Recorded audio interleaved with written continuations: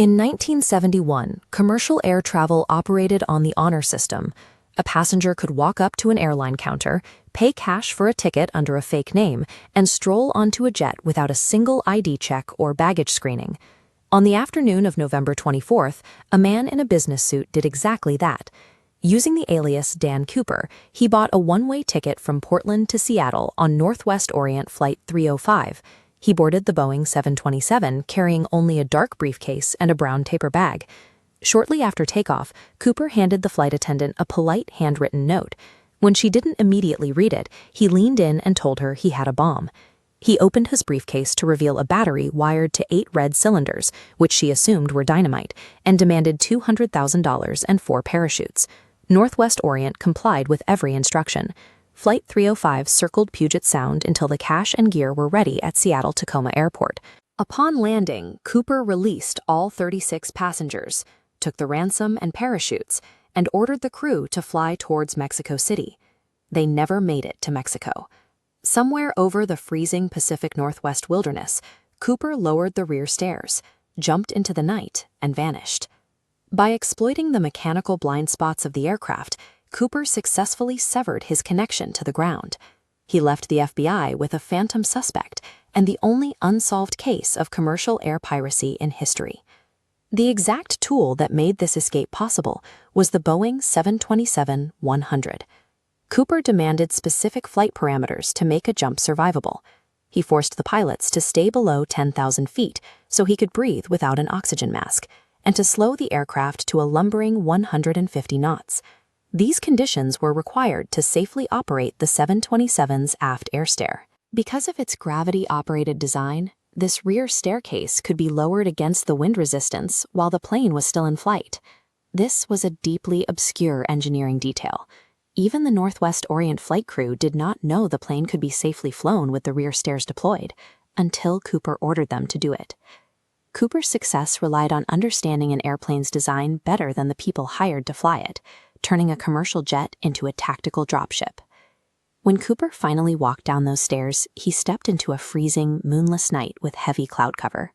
The military scrambled 2 F-106 fighter jets to tail the hijacked plane, but the cloud cover was so thick and the visibility so poor that the pilots never saw Cooper leave the aircraft. Ground technology was equally ineffective. In 1971, air traffic control radar could not detect a human body in freefall, or the deployment of a single parachute. The only empirical evidence of his departure occurred at exactly 8:13 p.m. The flight crew recorded a brief fluctuation in cabin pressure, followed by an upward pitch of the aircraft's tail section. The FBI later verified this timestamp by flying the same plane and pushing a 200-pound sled down the air stair. The weight dropping off the ramp successfully reproduced the sudden upward jolt the pilots felt. By timing his exit to overlap with visual and radar blind spots, the only measurable record of Cooper's escape was that brief fluctuation in the plane's cabin pressure. This animation illustrates the mathematical problem investigators faced. Because no one knew when Cooper pulled his ripcord, every second he spent in freefall exponentially widened the area of his potential landing zone. FBI calculations eventually defined a target area covering hundreds of square miles of southwest Washington, centered near the Lewis River and Lake Merwin. This was a punishing landscape to drop into blindly. The primary search grid sat in the shadow of Mount St. Helens, a region of jagged timber, deep ravines, and freezing temperatures. Federal agents and local deputies blanketed the area on foot and in helicopters, searching for any trace of the money or the parachutes. They even performed door-to-door checks at isolated farmhouses, but found nothing. The sheer density of the Pacific Northwest wilderness acted as Cooper's final accomplice, hiding any physical trace of his landing. The government went to extreme lengths to find Cooper, even deploying an SR-71 Blackbird spy plane to retrace the flight path and photograph the search area from above. The attempts yielded 0 results. The physical evidence left on the plane was meager: a black clip-on necktie, a tie clip, and a reserve parachute that Cooper had cut apart to secure the ransom tag.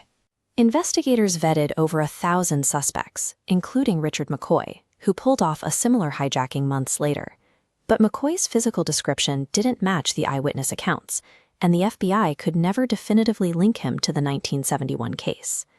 In 1980, a young boy digging on the banks of the Columbia River found $5,800 in decaying $20 bills. The serial numbers matched the ransom money. It remains the only part of the $200,000 payload ever recovered. After 45 years, the FBI officially suspended the active investigation in 2016. Agents who worked the case remained divided on whether Cooper even survived the jump into the woods. Though Cooper was never found, his hijacking ended the era of innocent air travel. Within years, airlines installed metal detectors and mandated the baggage checks and ID requirements that are now standard across the industry.